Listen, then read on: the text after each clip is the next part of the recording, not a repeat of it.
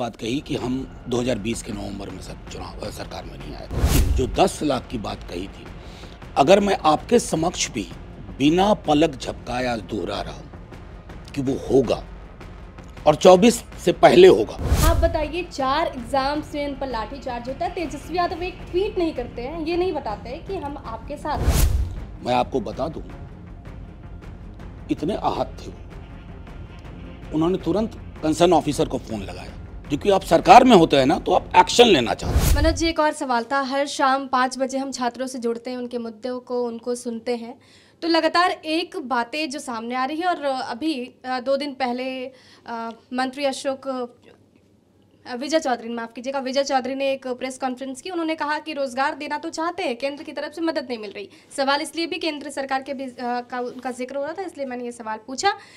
लेकिन अब बात ये है कि जो छात्र कह रहे हैं कि अभी केंद्र सरकार पर आप फेंक तो दे रहे हैं हमारे सवालों को, लेकिन आप ये बताइए कि जब चुनाव में तेजस्वी यादव उस चुनावी समर में कूद रहे थे, उन्होंने कहा कि पहली कलम से 10 लाख युवाओं को रोजगार दूंगा, नौकरी दूंगा।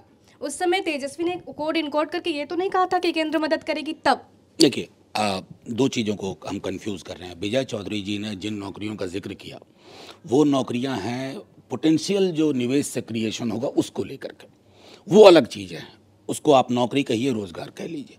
जो तेजस्वी जी ने कहा था उसका संदर्भ था कि जो सरकारी पद खाली हैं, चाहे मेडिकल, पैरामेडिकल और पुलिस कांस्टेबलरी, या फिर अलग अलग जो लाइब्रेरीज वगैरह, मतलब एक होलसम एक्सरसाइज था।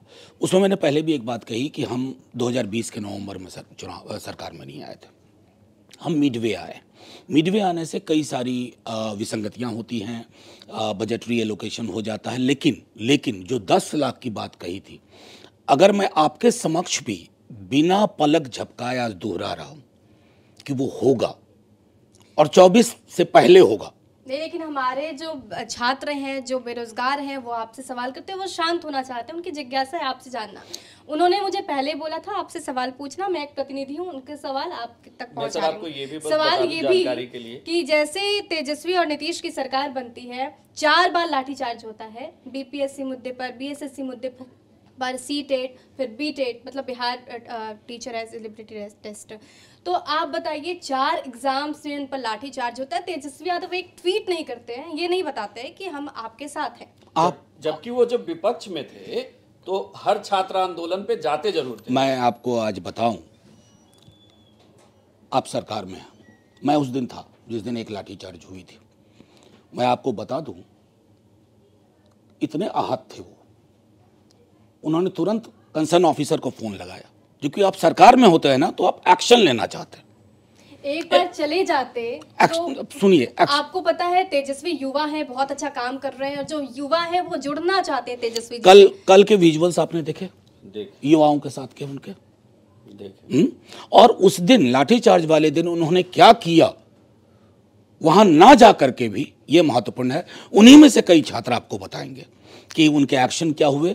मैं समझता हूं कि जब हम असेसमेंट करें ना सारी चीज़ों, मैं मानता हूं कि लाठीचार्ज कहीं भी होता है, तो ये एक डेमोक्रेटिक सोसाइटी में इसके लिए स्पेस नहीं होनी चाहिए आंदोलनों को। लेकिन वही चिंता तेजस्वी जी की भी थी, और वही चिंता उस दिन मुख्यमंत्री जी की भी थी जब तेजस्वी जी ने उनसे बात की।